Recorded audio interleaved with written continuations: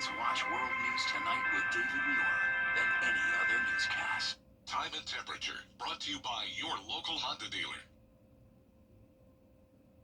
A collapsed bridge in Aiken County now demolished, and the DOT worked throughout the night to make it happen. An update on what you need to know for your morning commute. Live from Television Park, this is WJBF News Channel 6 at 11.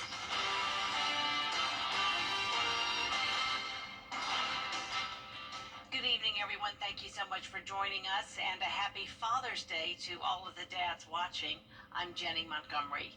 Coverage you can count on begins with breaking news involving an accident in Orangeburg, a deadly crash involving an ambulance in Orangeburg County. South Carolina Highway Patrol says a pedestrian was hit and killed by an ambulance early this morning near the town of North. It happened on US 321 just before 5 a.m. The victim later died at the hospital. No further details are available at this time. Heads up for commuters in Columbia County. This week, 2 separate lane closures could impact your drive. From Monday through Friday on Fury's Ferry Road, crews will be installing new pipes between Colbreth Drive and Riverside Drive. That work will shut down one lane daily from 9 to 4 p.m. And in the evenings, a second lane closure will affect the stretch between North Bel Air Road and Bridlewood Trail. That work begins each night at 6 o'clock and continues until 6 o'clock in the morning. Officials are urging drivers to slow down in work zones, watch for signs and flaggers, and consider alternate routes when possible. A tragic discovery at a home daycare in Grovetown, and now the state is stepping in. The Georgia Department of Early Care and Learning is investigating the death of an infant at an unlicensed child care home on Fieldstone Drive in Grovetown. The incident happened Thursday morning. State officials say they're working to understand exactly what happened and to determine if further action is needed. A deadly domestic dispute under investigation tonight in Emmanuel County. GBI agents are investigating a deadly domestic disturbance in Twin City. Officers found 27-year-old Zaria Carr unresponsive at a home on 5th Avenue Saturday night. She was later pronounced dead. Her husband, Shamarcus Carr, was tracked hours later to Wayne County in her missing car. Deputies say he shot himself during a traffic stop and later died at the hospital. Anyone with information is encouraged to contact the GBI regional office at the numbers there on your screen. A daring rescue on the river as a deputy and 2 strangers saved a father and son. A Father's Day fishing trip took a terrifying turn at the lock and dam when the 2 were swept up by a fast-moving current. Richmond County Sergeant Daryl Grooms was on routine patrol when he spotted the pair struggling in the water. He radioed for help, then jumped into action, teaming up with 2 Good Samaritans. They pulled both men to safety just moments before the currents could have carried them away.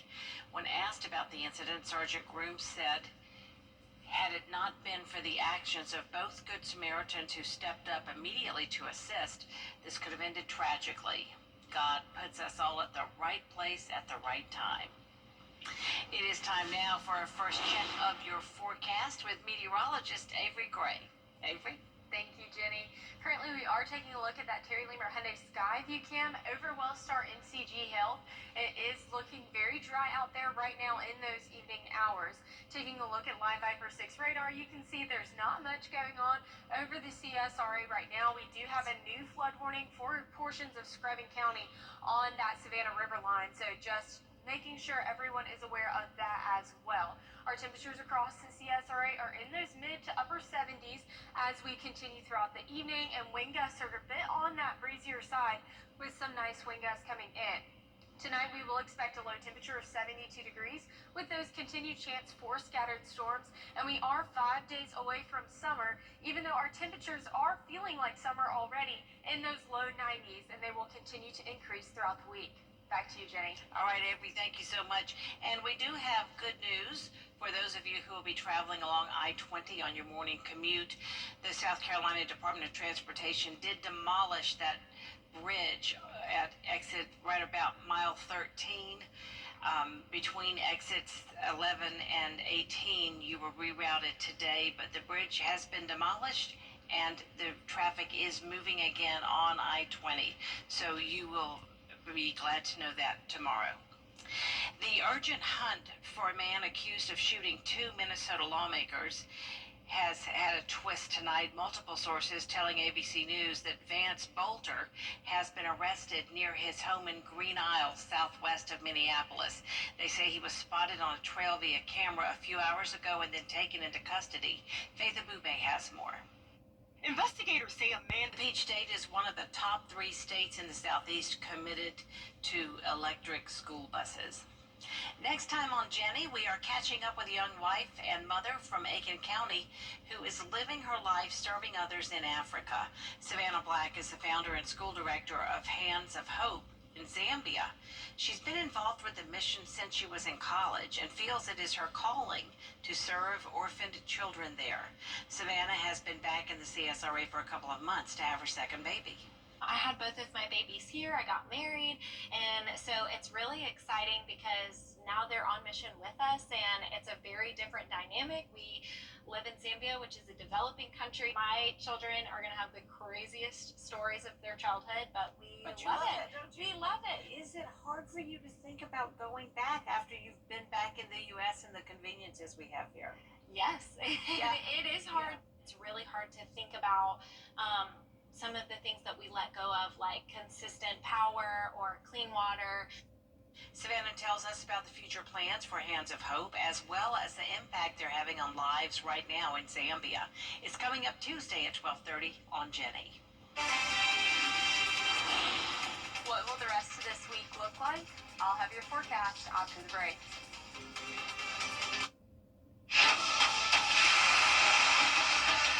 Your most watched local news is getting a big plus. WJBF 6 Plus, built for the way you want.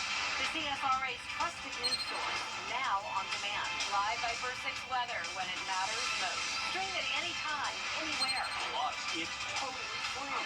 No subscription required. WJBF 6 Plus is ready when you are. Download it free today on your favorite streaming device. What's fresh for everyone? Happy Father's Day from News Channel 6.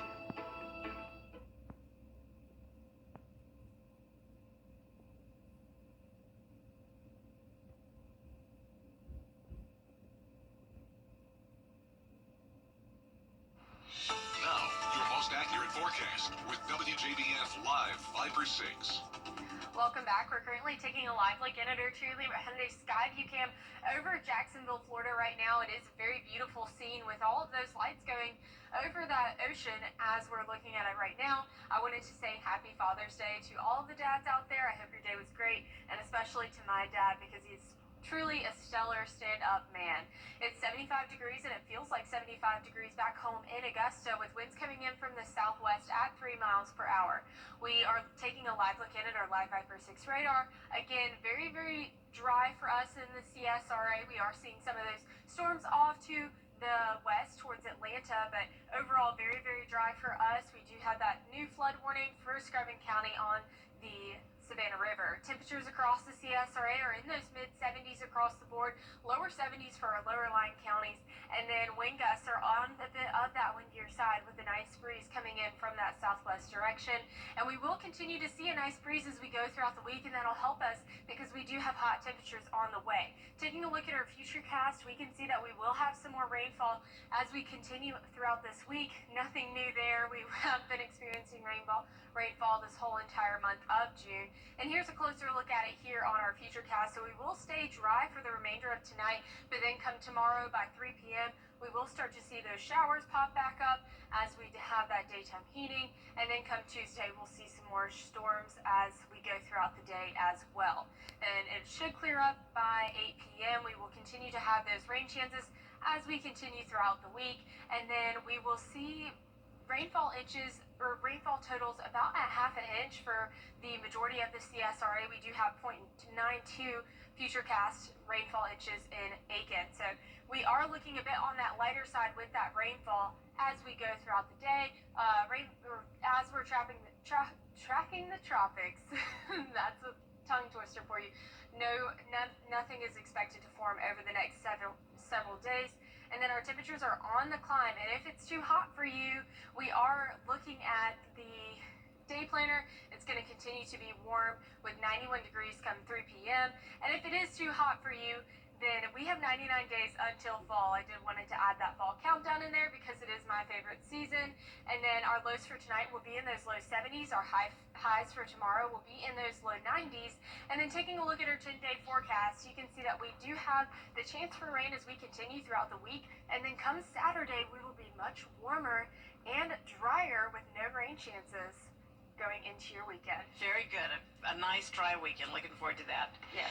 Israel's air defenses are lighting up the night sky. To talk about today, the U.S. Open coming to a close, and an Augusta Jag golfer taking home a title in Atlanta. All that and more coming up next in sports. Now at Hardee's. You can't always choose the weather, but you can choose your weather app. Go with the most accurate and most trusted, the Live Viper 6 mobile app. Download it today. Now, WJBF sports coverage you can count on. Well, the weather finally cooperated for the Augusta Green Jackets as they were able to get their series closeout doubleheader with Charleston in on Sunday afternoon. And to say Charleston has not been kind to Augusta is putting it nicely. Losers of 3 or 4 coming into this on Sunday's afternoon's doubleheader. And once again, no red carpet rolled out for the Green Jackets. They finally got to play. Cam Caminiti took the mound. It wasn't enough to keep the Jackets from falling 7-4 in Game 1, but the Jackets do bounce back in Game 2. Douglas Glaud's grand slam homer in the top of the 6th inning helped lift Augusta to a 9-6 win. Jackets back at home Tuesday for the next 6 days against Lynchburg. Now the Atlanta Braves trying to make it 3 in a row against the Colorado Rockies Sunday afternoon. It would be only the 3rd time this season the Braves would be able to string together a trio of wins. It was pretty deadlocked for most of the game. Braves erased a 1-0 deficit in the 6th with Marcell Ozuna's RBI single knotting things up at 1-1. But the Rockies exploded for a 6-run 7th inning that put the game out of reach. Now Grant Holmes did record 15 strikeouts for Atlanta on the mound, but not enough. No 3-game win streak for the Braves. Rockies steal this one 10-1. Bravos get Monday off before Tuesday and Wednesday home games with the New York Mets. Now, speaking of the Colorado Rockies and Atlanta Braves, in case you missed it in Saturday's Sportscast, Evans native Chase Dollander, he drew his first major league start in his home state of Georgia Saturday during the Rockies' 3-game series with Atlanta at Truist. The 23-year-old, despite being on the road, he was pitching in some friendly confines. He had 30 of his family and friends in Atlanta cheering him on as he threw 6 innings of ball Saturday, giving up just 6 hits and fanning 4 banners. Here's what manager Warren Schaefer and Dollander himself had to say about Saturday's outing. For me, that was a big outing for Chase, especially rolling that double play ball in the first inning after a little shaky start. And then settling in after his last 2 outings where he was inefficient. He gave us 6 strong innings and saved the bullpen. Did his job, kept the game intact. It's awesome. I haven't been able to see a lot of them in a long time, so it was really good to be able to see them. And then on top of that, it just kind of gives you a little boost of adrenaline when you go out there and you hear your name being called in there. You can obviously hear them screaming, so it was awesome to have them here. Now, our sports director, Gianna Cephalou, was at Truist Park Saturday and got some feedback from Chase's family as well, so be on the lookout for that on Monday.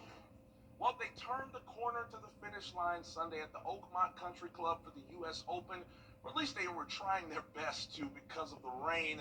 That was the biggest opponent today on Sunday's final round, and that's probably why it was a rough day of golf for most everyone during Sunday's 4th and final round. But after a tough final round of golf, it was J.J. Spaun who was able to trudge through the rain and a challenging course at Oakmont Country Club. That birdie you see there, it allows him to win the U.S. Open.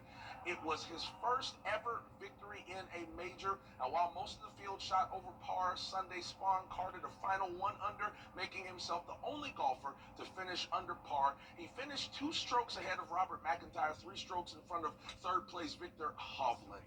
And then last but not least, and some of the Augusta University golfers, they're still playing even after the NCAA tournament was concluded. AU's Bo Blanchard is one of them. He won the 104th Georgia Amateur Championship Sunday afternoon at the Atlanta Country Club in Atlanta. Blanchard finished 16 under par, which was good enough for a 3-shot win, Jenny. So lots of golf. I know a lot of people think Masters, and it's over, but it's just getting started when the Masters show up. So lots of golf to talk about, lots of sports. It's been a good day. Great. All right. Thanks so much, Gabe. Thank you. We'll be right back. Hi, Suzanne Lily Honeymichael here with Harbeth Floors and More. My husband Greg and I continue to hear about concerns about price increases, but we want to let you know we have always been focused on American-made products. We have the largest selection of flooring and lighting, and our commitment to you is to provide you with the best pricing, products, and workmanship. So come see where our company is the company that friends recommend. Hardwood Floors and More, so much more in store for you. John Stossel, how you been? Low prices to save you even more. We've turned up the style and turned down the price. So let's go. Don't miss your chance to save big on a great selection of hot buys. Right now at Rooms to Go. Before we go, a reminder that both sides of I-20 are now open to traffic at mile marker 13 in Aiken County, where that bridge collapsed yesterday and was demolished today. Crews worked around the clock to safely reopen the interstate within 36 hours of the impact. And boy, we're just all amazed at the speed at which they did that. My goodness. Absolutely.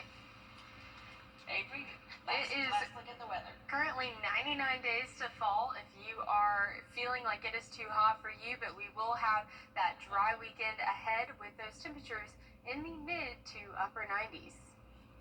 And that is our time for now, everybody. Make sure to tune in to Good Morning Augusta for all the news from overnight. We'll see you again tomorrow.